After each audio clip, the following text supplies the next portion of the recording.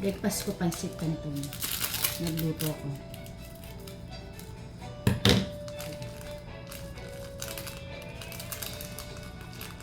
Wala kasing karinderya dito eh. Gusto ko kasing pansit. Kaya bumili na lang ako ng pansit canton.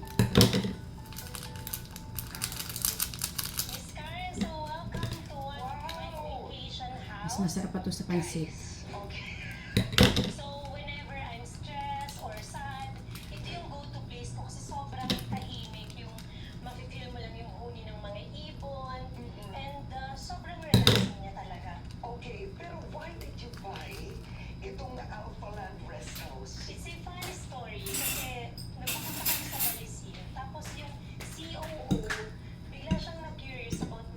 It's delicious. Sarap siya bagong luto. Ito ang palagi kong kinakain. Madalas kasi hindi ako kumakain ng rice. Kaya nagpapansit canton ako.